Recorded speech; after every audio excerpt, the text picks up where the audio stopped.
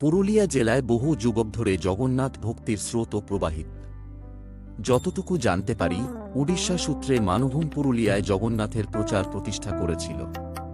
মূর্তি মন্দির স্থাপনা ব্যতীত অন্যান্য ক্ষেত্রেও জগন্নাথ এখানকার লোকজনের মর্মমূল্যের গাঁথা রয়েছে।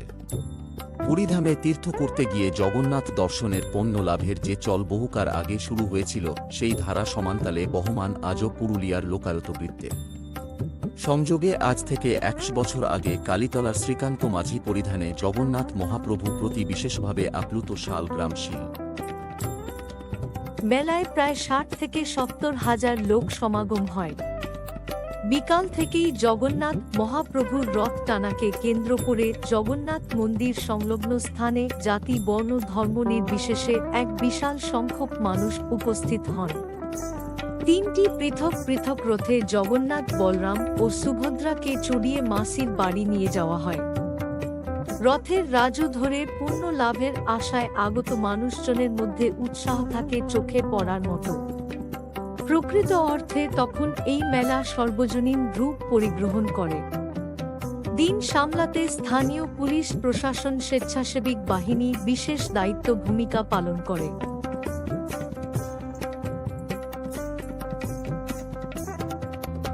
লোকসমাগম এতটাই হয় যে বিকালের দিকে ৪টা থেকে ৬টার সময় পুরুলিয়া জামশেদপুর জাতীয় সড়কে কিছুক্ষণের জন্য অবরোধ হয়ে যায়।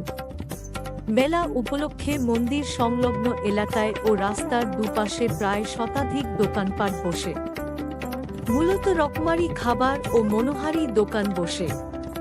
ঠেলাগাড়িতে চাট, ফুচকা, চাউমিন, আইসক্রিম ইত্যাদি বিক্রি হয়। ঘর গৃহস্থের টুকিটাকি জিনিসপত্র, মাছ ধরার সরঞ্জাম, তীর ধনুক, লোহার অস্ত্রশস্ত্রের কিছু দোকানপাট বসে। বাচ্চাদের রকমারি খেলনা বিক্রি হয়।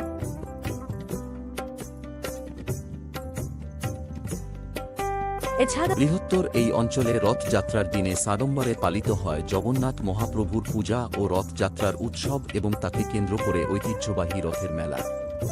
সার্বজনীন এই মেলায় চেনা অচেনা মানুষের যোগদান মেলাকে নিঃসন্দেহে অন্য মাত্রা দান করে এক সার্থক মিলন মেলায় পরিণত হয়। এছাড়া পুরুলিয়ার প্রসঙ্গে ১ কাশীপুরের রথ, ২ পুরুলিয়ার মণিবাইয়ের রথ, ৩ মানবাজার গড় পাথর মহার রাজবাড়ির রথ, ৪ পুরুলিয়ার চকবাজার রথ তোলা। আরও রয়েছে ৫ সাতুরির রথ, ৬ বরাভূম রাজপরিবারের রথ, পৌষ সংক্রান্তি, ৭ লালপুরের রথে উল্লেখযোগ্য।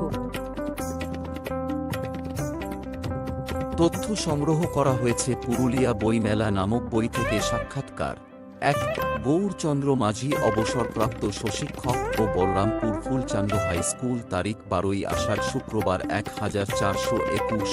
২ অবনী মাঝি, অবসরপ্রাপ্ত সহশিক্ষক, বলরামপুর হাই স্কুল, তারিখ ১৪ই আষাঢ় রবিবার ১৪২১। ৩ সুবোধচন্দ্র মাঝি, সহশিক্ষক, বলরামপুর ফুলচান্দ হাই স্কুল, তারিখ ১৮ আষাঢ় বৃহস্পতিবার ১৪২১। আলোচনা বলরামপুর সংক্রান্ত রথের মেলা। রথযাত্রার পূজারী রামচন্দ্র দাস, বলরামপুর পুরুলিয়া। ২ দীপক কুমার মাঝি, অংশকালীন অধ্যাপক, বলরামপুর কলেজ পুরুলিয়া। আমাদের ভিডিও ভালো লাগলে অবশ্যই ফলো করুন, লাইক, কমেন্ট এন্ড সাবস্ক্রাইব করুন রাখুন।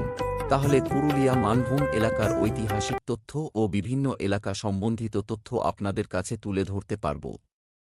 রঞ্জিত